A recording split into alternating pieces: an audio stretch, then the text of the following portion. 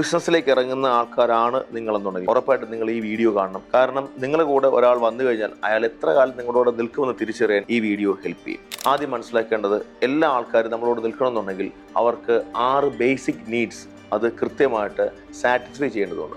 അതിനകത്ത് ഒന്നാമത്തേതാണ് സെർട്ടനിറ്റി. എല്ലാ ആൾക്കാർക്കും ഒരു ഉറപ്പ് ആവശ്യമാണ്. ചിലപ്പോൾ അത് ശമ്പളത്തിൽ ഉറപ്പായിരിക്കും, ചിലപ്പോൾ അവർക്ക് ആ ജോലി കിട്ടും എന്നുള്ള, അല്ലെങ്കിൽ ജോലിയിൽ തന്നെ സ്ഥിരമായിട്ട് നിൽക്കാൻ പറ്റുന്നുള്ള ഉറപ്പായിരിക്കും. And the second one is variety. എല്ലാ ആൾക്കാർക്കും കുറച്ച് വെറൈറ്റീസ് ഇഷ്ടമാണ്. എല്ലാ ദിവസവും ഒരേ കാര്യം തന്നെ ചെയ്ത് പലർക്കും ഇഷ്ടമല്ല. കൂട്ടത്തിലേക്ക് വന്ന ഒരു ടീം മെമ്പർ അവർക്ക് എന്തൊക്കെ വെറൈറ്റീസ് ആണ് ഇഷ്ടപ്പെടുന്നത്, ബിസിനസ് അല്ലെങ്കിൽ നമ്മുടെ ജോലിയുമായിട്ട് ബന്ധപ്പെട്ട് എന്തൊക്കെ കാര്യങ്ങളാണ് അവർക്ക് ചെയ്യാൻ ഇഷ്ടമുള്ളത്, വളരെ മൊണോട്ടോണസ് ആയിട്ടുള്ളൊരു ടാസ്ക്കാണ് അവരിപ്പോൾ ചെയ്തുകൊണ്ടിരിക്കുന്നത്, അവർക്കത് ഇഷ്ടമില്ലാത്തതാണെന്നുണ്ടെങ്കിൽ കുറച്ച് നാൾ കഴിയുമ്പോൾ അവർക്കിത് ചെയ്ത് ബോറടിച്ചു വേറൊന്നിലേക്ക് പോകണമെന്ന് അവർ പറയും.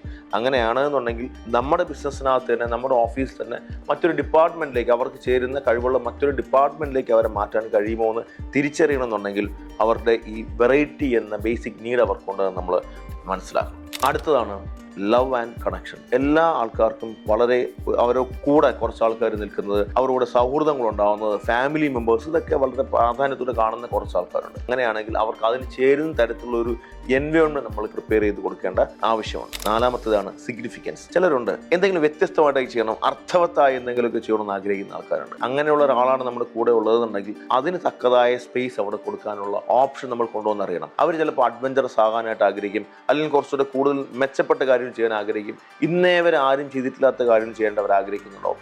ഈ കാര്യങ്ങളൊക്കെ അവർക്കുണ്ടെന്നുണ്ടെങ്കിൽ ആ നീഡ്സ് സാറ്റിസ്ഫൈ ചെയ്യാനുള്ള ഒരു സൗകര്യം നമ്മുടെ സ്ഥാപനത്തിൽ ഉണ്ടാകുമോ എന്ന് നോക്കണം. അഞ്ചാമത്തെ കാര്യമാണ് ഗ്രോത്ത്. ചിലരുണ്ട് അവർക്ക് ഗ്രോത്ത് ആണ് ഇമ്പോർട്ടൻറ്റ്. അവർ ചെയ്യുന്ന ഓരോ കാര്യവും ഗ്രോത്തിന് വേണ്ടിയിട്ടായിരിക്കും. ആ ഒരു ബേസിക് നീഡ് ഫോളോ ചെയ്യാൻ, ആ ഒരു ബേസിക് നീഡ് സാറ്റിസ്ഫൈ ചെയ്യാൻ പറ്റുന്ന ഒരു എൻവയോൺമെന്റ് നമ്മുടെ ഓർഗനൈസേഷനകത്ത് ഉണ്ടോ എന്ന് ഉറപ്പായിട്ടും ചെക്ക് ചെയ്യുക, അല്ലെങ്കിൽ അതിന് വേണ്ടുന്ന വഴികൾ ഉണ്ടാക്കുക. ആറാമത്തേതാണ് കോൺട്രിബ്യൂഷൻ അഥവാ ചാരിറ്റി. എന്തെങ്കിലുമൊക്കെ നന്മ ചെയ്യണം, സൊസൈറ്റിക്ക് വേണ്ടി എന്തെങ്കിലും ചെയ്യണം, ഗിവിംഗ് ബാക്ക് ടു സൊസൈറ്റി എന്നൊക്കെ ചിന്തിക്കുന്ന കുറച്ച് ആൾക്കാരുണ്ട്. അവർക്ക് നമ്മുടെ ഓഫീസിൽ ഇത്തരത്തിലുള്ള കാര്യങ്ങൾ കൂടെ ചെയ്യാനുള്ള അവസരം ഉണ്ടോ എന്ന് നോക്കുക. ഈ പറയുന്ന 6 കാര്യങ്ങളിൽ 4 കാര്യങ്ങളെങ്കിലും നമ്മുടെ ഓഫീസിന് സാറ്റിസ്ഫൈ ചെയ്യാൻ കഴിയുകയാണെന്നുണ്ടെങ്കിൽ അവർ ഉറപ്പായിട്ടും അഡിക്റ്റഡ് ആയിട്ട് നമ്മുടെ കൂടെ ഉണ്ടാവും. നിങ്ങളുടെ ഏറ്റവും ബെസ്റ്റ് ആയിട്ടുള്ള ടീം എന്നും നിങ്ങളോട് തന്നെ ഉണ്ടാവട്ടെ. മാത്രമല്ല, നിങ്ങളുടെ ടീം ദി ബെസ്റ്റ് ടീമായി മാറട്ടെ.